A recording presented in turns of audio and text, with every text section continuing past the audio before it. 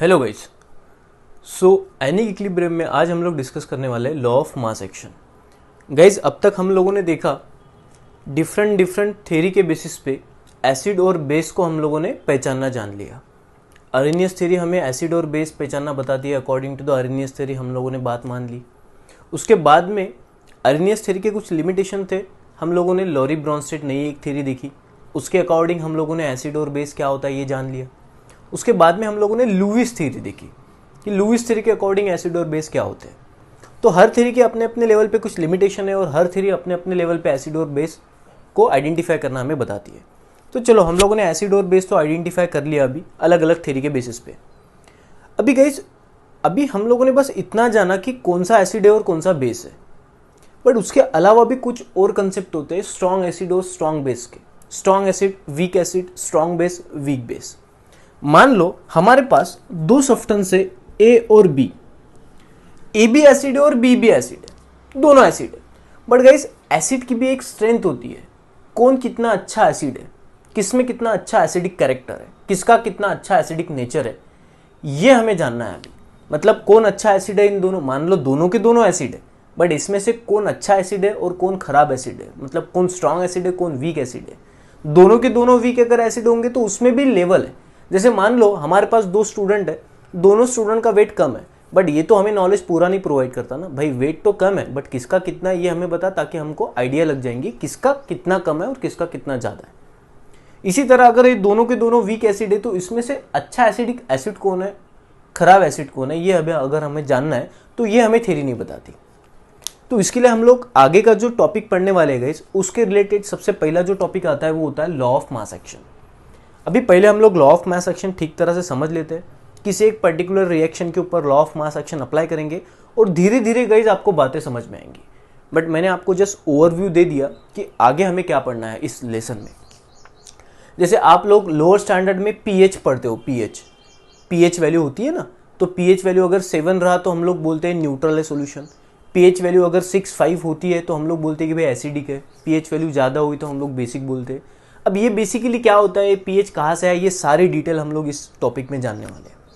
तो 2-3 प्लेटफॉर्म है जिस प्लेटफॉर्म पे हम लोगों को ये पता चल सकता है कि कौन कितना अच्छा एसिड है कौन कितना नहीं, बेस के भी बारे में से। तो चलिए, सबसे पहले हम लोग law of mass action discuss करते हैं। But guys, before studying the law of mass action में एक बहुत अच्छा आपके सामने एक एग्जाम्पल रखता हूँ। वो एग्जाम्पल देखिए। मान लो गाइस हमारे पास एक कार है या तो फिर ट्रक है, कोई भी बोल दो, जो रोड के ऊपर खड़ा है। अभी मान लो हम लोग एक रेस देख रहे या तो फिर खुद ब खुद खेल रहे या तो ऑब्जर्व कर रहे, कुछ भी बोलो। मान लो हमारे पास दो ऐसे सेम दो ऐसे बसेस है, ट्रक है, कोई भी बोल दो, दो सेम है बिल्कुल। अब ये दोनों के दोनों ट्रक को हमें धक्का देना है। अब इस वाले ट्रक को 20 पीपल पुश कर रहे हैं, 20 लोग धक्का दे रहे हैं, और इस वाले ट्रक को भी 20 ही लोग पुश कर रहे हैं। अब अगर लोग धक्का मारेंगे ट्रक को तो जाहिर सी बात है ट्रक आगे जाएगा, ट्रक मोशन में आएगा, और जब ट्रक मोशन में आएगा तो उसको कुछ ना कुछ स्पीड होगी। तो अभी हमको इन दोनों ट्रक का स्पीड के बारे में कुछ ऑब्जर्वेशन करना है। तो देखो गाइस, जितने ज्यादा लोग होंगे उतना जो ट्रक है, हमारी जो व्हीकल है, वो उतनी जोर से भागेंगी। तो हम लोगों ने एक बात तो जान ली कि भाई हम लोग सबसे पहले ए वाले ट्रक के ऊपर कुछ ऑब्जर्वेशन करते हैं, बाद में बी वाले ट्रक के ऊपर करेंगे। तो हम लोग मान लो बाहर बैठे, तो हम लोगों ने ये ऑब्जर्व किया कि ए जो ट्रक है वो मोशन में आ गया, 20 लोग उसको धक्का दे रहे। तो हम लोगों ने ये बात जान ली कि जो स्पीड होगा, स्पीड वो डायरेक्टली प्रोपोर्शनल है नंबर ऑफ पीपल के ऊपर। स्पीड डायरेक्टली प्रोपोर्शनल है नंबर ऑफ पीपल। जितने ज्यादा लोग होंगे जाहिर सी बात है उतना ज्यादा तेजी से ट्रक भागेगा, व्हीकल भागेंगी। बट गाइज, हम लोगों ने एक चीज नोटिस की, ए वाले ट्रक को भी 20 लोग धक्का दे रहे थे और बी वाले ट्रक को ही 20 लोग धक्का दे रहे थे। बट हम लोगों ने ये बात जान ली कि बी वाला ट्रक थोड़ा आगे चल रहा है, मतलब बी वाले ट्रक की स्पीड ज्यादा है। तो आप बोलोगे सर आपने तो ये रिलेशन लिख दिया, speed is directly proportional to the number of people. But दोनों जगह ट्रक भी सेम है, मतलब सेम मास का ट्रक है, और दोनों जगह नंबर ऑफ पीपल भी उतनी धक्का मार रहे हैं, तो सर स्पीड बदल कैसे की। तो हम लोगों ने थोड़ी और ज़्यादा इसकी स्टडी करी और उसके बाद हम लोगों को ये पता चला कि ए वाले ट्रक को जो 20 लोग धक्का मार रहे थे उसमें से रियलिटी में 10 लोग ही पुश कर रहे थे, और जो बचे 10 लोग हैं वो सिर्फ ढोंग कर रहे थे, नाटक कर रहे थे, प्रिटेंड कर रहे थे कि हम धक्का मार रहे हैं। वो हालांकि बस ट्रक के साथ चल रहे थे।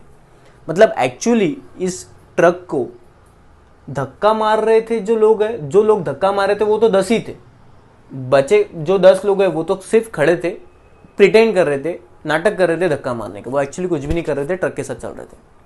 ओके, और इस वाले ट्रक में हम लोगों ने ये बात जान ली कि 20 लोगों में से 15 लोग धक्का मार रहे थे ट्रक को एक्चुअली, और 5 लोग खड़े थे। तो हम लोगों ने ये जो स्टेटमेंट लिया, इस स्टेटमेंट को हम लोग थोड़ा मॉडिफाई करके ये बोल देंगे कि जो एक्चुअली लोग पार्टिसिपेट कर रहे हैं धक्का मारने में, उन लोगों को हम लोग एक्टिव पीपल बोल देंगे। क्या बोल देंगे? पीपल। नंबर ऑफ पीपल तो 20 है, बट एक्टिव पीपल कितने? 10।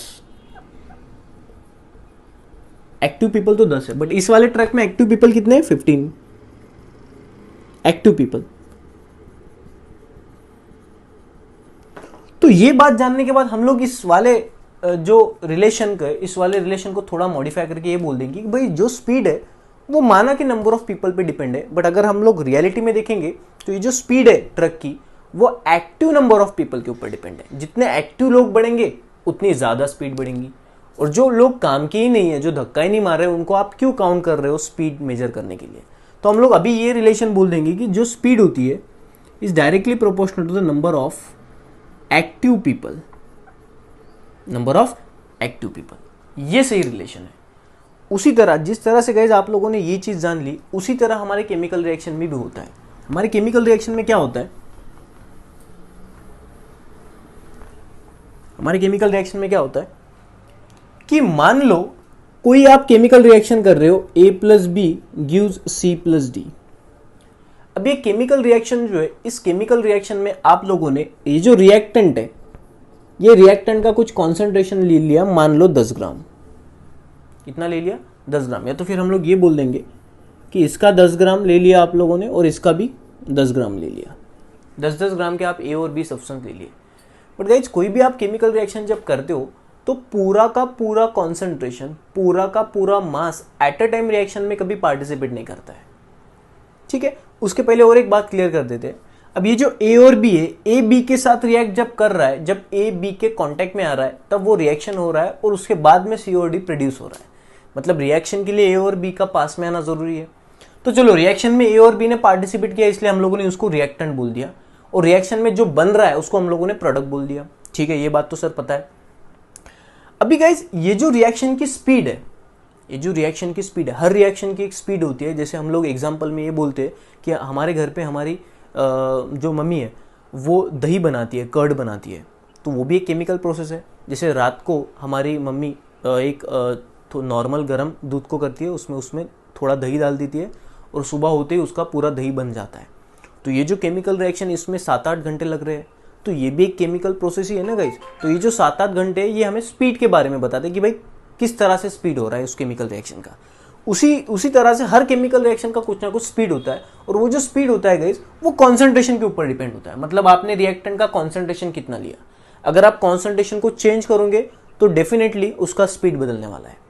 अभी हमें ज़्यादा स्पीड के बारे में डिस्कशन नहीं करना है, वो स्पीड के बारे में हम लोग डिस्कशन केमिकल काइनेटिक्स ये वाले लेसन में करेंगे, डोंट वरी। बट हमें यहाँ पे बस एक जनरल ऑब्जर्वेशन देखना है कि ये जो रिएक्शन का स्पीड है, मतलब रिएक्शन की जो तेजी है, स्पीड है, रेट है, वो किसके ऊपर डिपेंड करता है। तो हम लोगों ने ये जान लिया कि भाई रिएक्टेंट के कॉन्सेंट्रेशन के ऊपर रिएक्शन की स्पीड डिपेंड करती है। चलो भाई ठीक है, बट बाद में हमें ये बात पता चली गई कि रिएक्शन में जो आप लोगों ने A 10 ग्राम लिया और B 10 ग्राम लिया, रियलिटी में तो ये तो था कि एट अ टाइम 10 ग्राम, पूरा का पूरा 10 ग्राम पूरे के पूरे B के 10 ग्राम के साथ तो रिएक्ट हो ही नहीं रहा। हम लोगों ने ये जाना कि एट अ टाइम इसके बस 3 ग्राम इसके 3 ग्राम के साथ रिएक्शन कर रहे हैं। मतलब रिएक्शन में पार्टिसिपेट 10 ग्राम थोड़ी कर रहा है, रिएक्शन में तो पार्टिसिपेट ये वाला मास कर रहा है। तो हमारी जो स्पीड होती है गाइस वो इस वाले मास के ऊपर डिपेंड करती है। और ये जो मास है, जो मास हम लोगों ने मान लो 10 ग्राम डाल दिया रिएक्टेंट, तो 10 ग्राम में से कितना ग्राम रिएक्शन में पार्टिसिपेट कर रहा है, क्योंकि 10 ग्राम का पूरा एट ए टाइम रिएक्शन में पार्टिसिपेट नहीं करता। तो 10 ग्राम में से कितना अमाउंट रिएक्शन में पार्टिसिपेट कर रहा है, उस वाले मास को गाइस हम लोग बोलते हैं एक्टिव मास। उस वाले मास को क्या हम लोग बोलते हैं? Active mass. मतलब in a chemical reaction the amount of mass या तो amount of concentration which is taking part या तो फिर which is participating in the reaction is called as active mass. तो सबसे पहले हम लोग एक्टिव मास की डेफिनेशन दे देंगे, बाद में लॉ ऑफ मास एक्शन देखेंगे। Active mass. क्या होता है एक्टिव मास? कि during the chemical reaction the amount of mass या तो फिर amount of concentration of reactant participating in the chemical reaction, उस वाले मास को हम लोग एक्टिव मास बोलते हैं। हम लोग इसको और एक एग्जांपल से देख लेंगे। मान लो गाइस, आपने एक ग्लास में पानी ले लिया और इस पानी में आप लोगों ने एक शुगर का टुकड़ा डाल दिया, बड़ा, जिसको हम लोग मराठी में खड़ी साकर बोलते हैं। तो ये मान लो शुगर का बड़ा टुकड़ा हम लोगों ने ले लिया। अभी शुगर का टुकड़ा आप लोगों ने पानी में डाल दिया, तो जैसे ही डालते बराबर तो वो घुल मिल नहीं जाएगा ना पानी में, उसको थोड़ा टाइम लगेगा, 5-1 मिनट बाद वो पूरा घुल मिल जाएगा। तो कहने का मतलब ये है कि अगर मान लो आप लोगों ने 10 ग्राम इस शुगर का टुकड़ा 10 ग्राम डाल दिया, शुगर का ब्लॉक 10 ग्राम का है, तो गाइस पानी के कांटेक्ट में तो ये वाला ही पार्ट है ना, ऊपर वाला।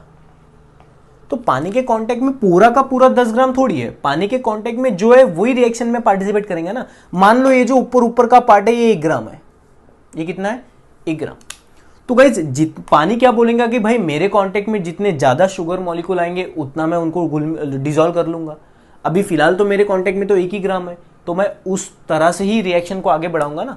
आप इनका कांटेक्ट बढ़ा दो, मतलब इनका मास बढ़ा दो, तो हम लोग और तेजी से रिएक्शन कर देंगे। तो हम लोगों ने नेक्स्ट टाइम क्या किया, जैसे इस शुगर ब्लॉक को पानी में डिसॉल्व होने के लिए मान लो 5 मिनट लग गए, तो हम लोगों ने क्या किया, इस शुगर ब्लॉक को पाउडर फॉर्म में कर दिया, पाउडर ब्रेक कर दिया।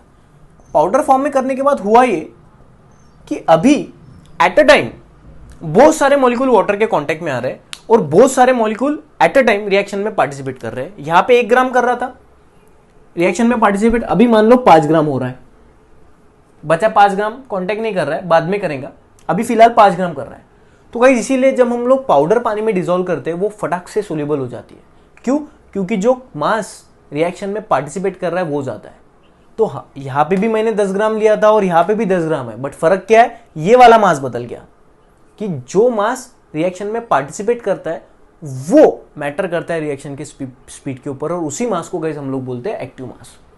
तो इसलिए हम लोग डेफिनेशन क्या लिखेंगे कि during the chemical reaction the amount of mass या अमाउंट ऑफ कॉन्सेंट्रेशन बोल दो विच पार्टिसिपेटिंग इन द रिएक्शन, उसको हम लोग बोलते हैं एक्टिव मास। अभी बीच में कॉन्सेंट्रेशन वर्ड आ रहा है, तो जिन लोगों को सोल्यूशन एंड कोलिगेटिव प्रॉपर्टी का नॉलेज होगा उनको कॉन्सेंट्रेशन पता होता है केमिस्ट्री में क्या होता है। कॉन्सेंट्रेशन मतलब आसान भाषा में ये बोल दूं कि प्रमाण, क्वांटिटी, किसी चीज की कितनी क्वांटिटी है उसको अगर हमको बयां करना है तो हम लोग कॉन्सेंट्रेशन की मदद लेते हैं। मान लो अगर हम लोगों ने 1 गिलास पानी में 1 चम्मच शक्कर डाल दिया, 1 चम्मच शुगर डाल दिया, तो ये जो चीज मैं बता रहा हूं आपको, ये बताना मतलब ही होता है कॉन्सेंट्रेशन। आसान भाषा में प्रमाण, क्वांटिटी, किसी चीज की क्वांटिटी, उसको हम लोग कॉन्सेंट्रेशन बोलते हैं। तो during the chemical reaction the amount of concentration या amount of mass which participating in the chemical reaction, इसको हम लोग बोलते हैं active mass. So during the chemical reaction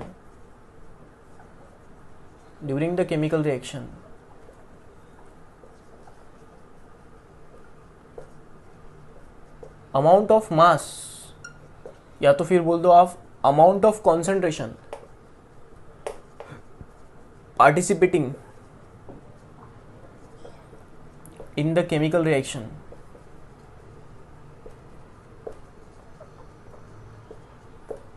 is called as active mass,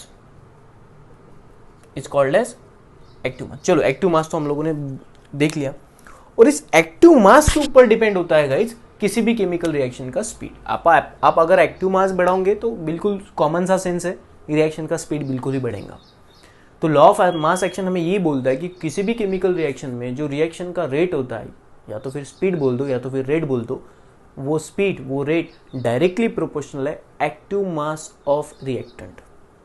ठीक है गाइज, तो ये होता है guys law of mass action. तो लॉ ऑफ मास एक्शन का हम लोग स्टेटमेंट लिख देते हैं। वो स्टेटमेंट ये है कि in any chemical reaction, wait a minute, in any chemical reaction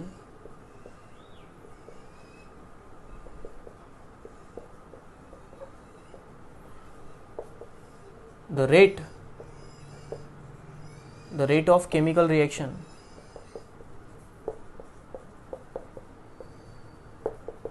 is directly proportional to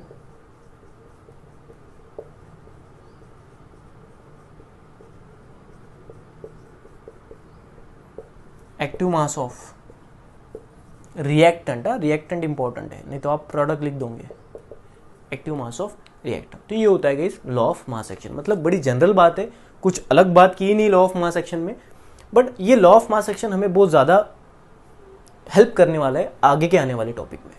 ठीक है, तो अभी हम लोग क्या करेंगे, कोई एक पर्टिकुलर केमिकल रिएक्शन उठाएंगे, उस केमिकल रिएक्शन को हम लोग law of mass action apply करके देखेंगे। चलिए, सो कंसिडर, हम लोग एक रिवर्सिबल रिएक्शन कंसिडर करेंगे। So consider a reversible reaction, consider एक रिवर्सिबल रिएक्शन हम लोग ये कंसिडर कर डालेंगे। अभी वो है, मान लो A plus B gives C plus D. अब हमको सबको पता है कि रिवर्सिबल रिएक्शन के हम लोग दो डबल एरो दे देते हैं। ठीक है, अभी रिवर्सिबल रिएक्शन का मतलब क्या है ये जान लेते हैं कि ये जो रिएक्शन है, ये रिएक्शन में A B के साथ जब रिएक्ट हो रहा है तब C और D तो बना रहा है, बट साथ ही में C D के साथ रिएक्ट होके वापस A और B भी बना रहा है। ये होता है रिवर्सिबल रिएक्शन। ओके गाइस, मतलब दोनों बातें हो रही है, रिएक्टेंट प्रोडक्ट में कन्वर्ट हो रहा है, बट प्रोडक्ट फिर से एक के साथ रिएक्ट करके वापस रिएक्टेंट बना दे रहा है, मतलब रिएक्शन वापस आ रहा है। ये होता है रिवर्सिबल रिएक्शन। ठीक है, तो अभी हम लोग क्या करते हैं, इस रिवर्सिबल रिएक्शन को दो पॉइंट ऑफ व्यू से देखते हैं। एक पॉइंट ऑफ व्यू होगा फॉरवर्ड रिएक्शन और एक पॉइंट ऑफ व्यू होगा बैकवर्ड रिएक्शन। मतलब दोनों चीजें हो रही है, तो इस चीज वाली चीज को हम लोग फॉरवर्ड रिएक्शन बोल देंगे और इस वाली चीज को हम लोग बैकवर्ड रिएक्शन बोल देंगे। तो हम लोग सबसे पहले फॉरवर्ड रिएक्शन कंसिडर करते हैं। So apply law of mass action to forward reaction, to forward reaction. तो सबसे पहले मैं फॉरवर्ड रिएक्शन लिख देता हूं, A react with B gives C and D। ये बस फॉरवर्ड रिएक्शन है, हम लोगों ने बैकवर्ड की बात नहीं करना है अभी। तो ये जो केमिकल रिएक्शन है, इस वाले केमिकल रिएक्शन को हम लोग law of mass action apply करके देखेंगे। अभी लॉ ऑफ मास एक्शन हमें क्या बताता है कि किसी भी केमिकल रिएक्शन का जो स्पीड है वो स्पीड डायरेक्टली प्रोपोर्शनल है उनके एक्टिव मास के ऊपर, उनके एक्टिव मास का कॉन्सेंट्रेशन के ऊपर। ठीक है गाइस, अभी गाइस ये जो एक्टिव मास होता है, ये एक्टिव मास हमेशा हम लोग इस स्क्वायर ब्रैकेट में बताते हैं। स्क्वायर ब्रैकेट का मतलब क्या होता है, कॉन्सेंट्रेशन। ठीक है, चलो, so on applying law of mass action, तो हम लोग स्पीड को R से डिनोट करते हैं। तो जो स्पीड होती है, जो रेट होता है, is directly proportional to the active mass of concentration. अभी यहाँ पे रिएक्टेंट का कॉन्सेंट्रेशन लेना है हमें, क्योंकि हम लोगों ने क्या बोल दिया, एक्टिव मास ऑफ रिएक्टेंट। तो यहाँ पे रिएक्टेंट दो है, तो मैं दोनों का कॉन्सेंट्रेशन लेता हूँ, A और B। स्क्वायर ब्रैकेट को हम लोग कैसे रीड करेंगे, concentration of A, concentration of B, इन दोनों का कॉन्सेंट्रेशन के ऊपर रिएक्शन का स्पीड डिपेंड होगा। चलो, अभी गाइज ये जो रिएक्शन है ये फॉरवर्ड है, तो फॉरवर्ड रिएक्शन की भी कुछ ना कुछ स्पीड होंगी, इसलिए हम लोग इसको RF डिनोट करते हैं। RF का मतलब फॉरवर्ड रिएक्शन स्पीड, मतलब जो रिएक्शन हमारी फॉरवर्ड जा रही है उसकी कुछ ना कुछ स्पीड होंगी ना। उसी तरह बैकवर्ड रिएक्शन भी कुछ ना कुछ स्पीड होंगी। फिलहाल हम लोग फॉरवर्ड रिएक्शन डिस्कस कर रहे हैं, तो हम लोग फॉरवर्ड रिएक्शन का रेट लिखेंगे, तो इसको हम लोगों ने RF से डिनोट कर दिया। अभी एक बात सबको पता है कि प्रोपोर्शनलिटी हटने के बाद कुछ कांस्टेंट जनरेट होता है, तो हम लोग उस कांस्टेंट को नाम दे देंगे K1, A और B। ये मान लिए इक्वेशन 1 लिए, और हम लोग बता देंगे कि RF क्या है। RF का मतलब क्या है, रेट ऑफ फॉरवर्ड रिएक्शन, और K1 का मतलब क्या है, K1 को हम लोग बोल देंगे कि भाई जो फॉरवर्ड रिएक्शन हो रही है, उस फॉरवर्ड रिएक्शन में जो कांस्टेंट जनरेट हुआ है वो है K, तो इसको हम लोग नाम दे देंगे फॉरवर्ड रिएक्शन कांस्टेंट। ठीक है, चलो भाई ये बात तो हम लोगों ने जान ली। अभी हम लोग क्या करते हैं, जिस तरह से हम लोगों ने law of mass action forward reaction के ऊपर अप्लाई किया, उसी तरह अभी हम लोग बैकवर्ड रिएक्शन देखते हैं और उसको law of mass action apply करते हैं। सो यहां बोल देंगे apply law of mass action to backward reaction.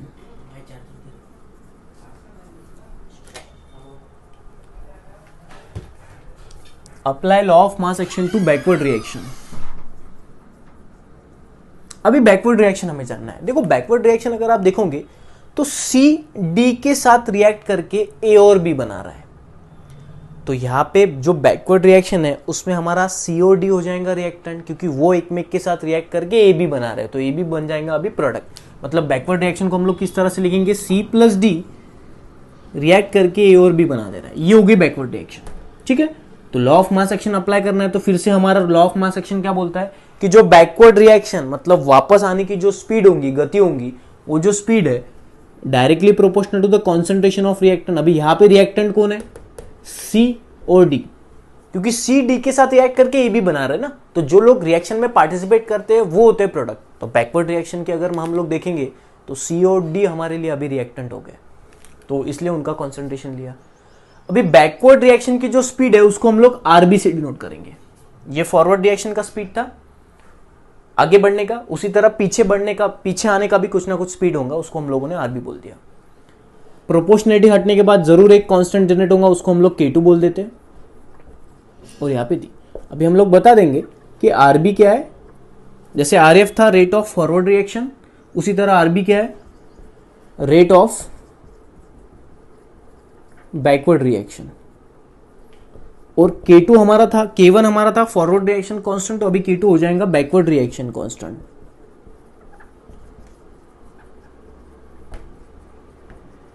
ठीक है ना गाइस, ठीक है। अभी इसको हम लोग बोलते हैं इक्वेशन नंबर 2।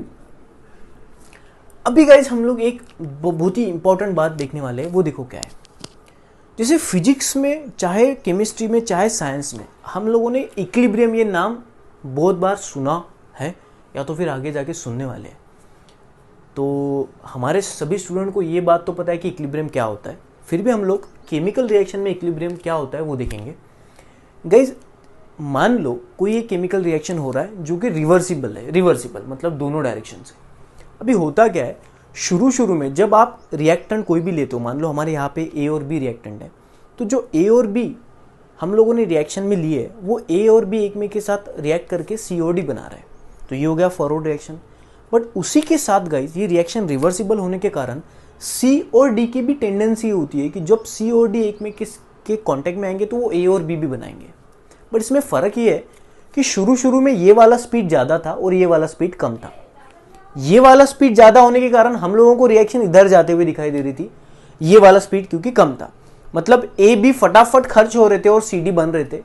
बट C और D एक में के साथ रिएक्शन करके A और B जो बना रहे थे उसका स्पीड थोड़ा कम था, इसलिए हम लोगों को देखने में ऐसा लग रहा था कि भाई रिएक्शन इधर जा रहा है, फॉरवर्ड हो रहा है, बट चीज़ें तो दोनों हो रही थी। थोड़े टाइम बाद हम लोग ये नोटिस कर देते कि रिएक्शन रुक गया। अब रिएक्शन क्यों रुका गाइस, उसके पीछे रीज़न ये है कि थोड़ी देर बाद जो फॉरवर्ड का स्पीड था, मतलब CD बनाने का जो तेज़ी था, स्पीड था, और जो बैकवर्ड का स्पीड है AB बनाने का, वो दोनों इक्वल हो गए। मतलब जो फॉरवर्ड का स्पीड था वही अभी बैकवर्ड का स्पीड है, मतलब दोनों रिएक्शन फॉरवर्ड और बैकवर्ड का स्पीड सेम हो गया। इसका मतलब क्या, 1 मिनट में अगर 10 ग्राम रिएक्टेंट का खर्च हो रहा था तो उसी 1 मिनट में C और D वापस 10 ग्राम बना के हमको दे रहे थे। मतलब ये जो स्पीड था 10 ग्राम खर्चा हो गए, वापस उतने ही टाइम में 10 ग्राम फटाक से बन गए। तो हमें क्या लगा कि भाई AB तो खत्म ही नहीं हुए, हालांकि वो खत्म हो रहे थे, बट वापस जो बैकवर्ड रिएक्शन है वो वापस उतने ही टाइम में उतने ही मास का हमें रिएक्टेंट बना के दे रहे थे। तो हमें दिखने में ये दिख रहा था कि भाई AB तो खर्चे नहीं हो रहे। उसी तरह 1 मिनट में मान लो 10 ग्राम CD बन रहे थे, तो बैकवर्ड रिएक्शन में उसी 1 मिनट में 10 ग्राम खर्चा भी हो रहे थे। तो हमें ना तो CD बढ़ते हुए दिख रहे थे ना तो घटते हुए दिख रहे थे, क्योंकि दोनों बातें साथ में हो रही है इक्वल अमाउंट से। तो हम ये देखने में हमें ऐसा लगता है कि भाई रिएक्शन रुक गई, क्योंकि ना तो कोई बन रहा है ना तो कोई खर्चा हो रहा है। हालांकि खर्चा भी हो रहा है, बन भी रहा है रोग, बट ये दोनों का स्पीड सेम है। तो हमें दिखने में लगता है कि भाई रिएक्शन रुक गई, तो हम लोग इस वाले स्टेट को बोलते हैं इक्विलिब्रियम स्टेट। बट ये इक्विलिब्रियम स्टेट कब आएगा, जब ये वाला स्पीड और ये वाला स्पीड बराबर हो जाएगा।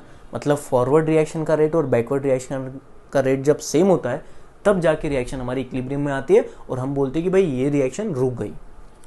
तो एट इक्विलिब्रियम की अगर हम लोग बात करेंगे, एट इक्विलिब्रियम, तो इक्विलिब्रियम पे तो गाइस जो फॉरवर्ड का स्पीड होगा वही बैकवर्ड का स्पीड होगा, क्योंकि रिएक्शन इक्विलिब्रियम में आ गई। तो RF की वैल्यू हम लोगों ने इक्वेशन 1 से निकाल दी और RB की वैल्यू हम लोगों ने इक्वेशन 2 से निकाल दी, वो दोनों वैल्यू हम लोग यहां पे डाल दे देंगे। सो RF की वैल्यू है K1 into concentration of A into concentration of B, और RB का वैल्यू है K2 into concentration of C into concentration of D, ये लिख दिया। अभी हम लोग क्या करेंगे, ये जो K2 है ये मल्टीप्लाई इधर आने के बाद डिवाइड, और ये वाली चीज मल्टीप्लाई उधर जाने के बाद डिवाइड, तो ये बन जाएगा K1 upon K2 is equal to concentration of C into concentration of D upon concentration of A into concentration of B. अभी ये जो चीज है, ये चीज हमारी इक्विलिब्रियम में आई हुई है, तो K1 भी कांस्टेंट है और K2 भी कांस्टेंट है, दोनों कांस्टेंट है, और इन दोनों कांस्टेंट को हम लोग जब डिवाइड करते हैं, रेशो लेते हैं, तो एक नया कांस्टेंट जनरेट होता है। उस नए कांस्टेंट को गाइस हम लोग नाम दे देंगे K। क्या नाम दे देंगे? K। और ये वाली चीज तो सेम रहेंगी, C और D अपॉन A और B। और इस वाले कांस्टेंट को गाइस हम लोगों ने नाम दिया, एज ये कांस्टेंट इक्विलिब्रियम पे जनरेट हुआ, इसलिए हम लोग इसको नाम देते हैं इक्विलिब्रियम कांस्टेंट। क्या नाम देते हैं? Equilibrium constant. और ये इक्विलिब्रियम कांस्टेंट बहुत ही ज्यादा काम की चीज है हमारे आने वाले लेक्चर में। तो गाइस देखो, यहां से लेके यहां तक आपको कुछ भी फीलिंग नहीं है तो भी चलेगा, बट आप ये समझ लो कि किसी रिवर्सिबल रिएक्शन को लॉ ऑफ मास एक्शन किस तरह से अप्लाई करते हैं। और इस रिवर्सिबल रिएक्शन को हम लोगों ने law of mass action apply करने के बाद एक कंक्लूजन आया हमारा, जो कि इक्विलिब्रियम कांस्टेंट। और एक इक्विलिब्रियम कांस्टेंट किस तरह से है ये हम लोगों ने जनरेट करके देख लिया, और ये इक्विलिब्रियम कांस्टेंट ही हमें बहुत ज़्यादा मदद करने वाला है आगे एसिडिक स्ट्रेंथ पहचानने के लिए, या तो फिर बेसिक स्ट्रेंथ पहचानने के लिए। ठीक है गाइस, सो ये बहुत ज़्यादा इंपॉर्टेंट है, और इसको हम लोग और जनरलाइज कर देंगे। देखो, इस वाले रिवर्सिबल रिएक्शन के ऊपर ये कांस्टेंट जनरेट हुआ, इक्विलिब्रियम कांस्टेंट। अगर आप देखोगे तो C और D क्या है गाइस? प्रोडक्ट। और A और B क्या है? रिएक्टेंट। इसलिए हम लोग इस इक्विलिब्रियम कांस्टेंट को थोड़ा और जनरलाइज कर देंगे, और ये लिख देंगे concentration of product upon concentration of reactant.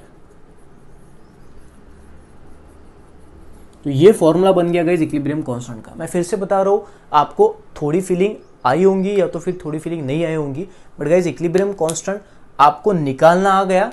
आने वाले लेक्चर में आपको जरूर पता चल जाएगा कि ये इक्विलिब्रियम कांस्टेंट कितना इंपॉर्टेंट है। तो किसी भी रिवर्सिबल रिएक्शन के लिए इक्विलिब्रियम कांस्टेंट किस तरह से निकालते हैं, तो हमारे पास फॉर्मूला आ गया कि भाई equilibrium constant is equal to product का कॉन्सेंट्रेशन लो डिवाइडेड बाय रिएक्टेंट का कॉन्सेंट्रेशन लो, आपको इक्विलिब्रियम कांस्टेंट मिल जाएगा। ठीक है गाइज, अब देखो हम लोग इसको किस तरह से इस्तेमाल करते हैं आने वाले लेक्चर में, बहुत ज़्यादा इंपॉर्टेंट है गाइज। तो हमें लॉ ऑफ मास एक्शन पता चल गया, उसमें हम लोगों ने एक्टिव मास क्या होता है देख लिया, लॉ ऑफ मास एक्शन का स्टेटमेंट देख लिया, और ये लॉ ऑफ मास एक्शन हम लोगों ने एक रिवर्सिबल रिएक्शन के ऊपर अप्लाई कर दिया, और अप्लाई करने के बाद हमें एक कंक्लूजन मिल गया, वो था इक्विलिब्रियम कांस्टेंट। ओके गाइज, सो ये पूरी चीज़ें आप लोग आपके नोटबुक में पूरी तरह अच्छी तरह से लिख लो, प्रैक्टिस कर दो, ये बहुत ज़्यादा काम में आने वाला है। मैं फिर से बता रहा हूँ, ये बहुत ज़्यादा काम में आने वाला है। सो आई होप कि आपको पूरा टॉपिक क्लियर हुआ होगा। Thank you so much.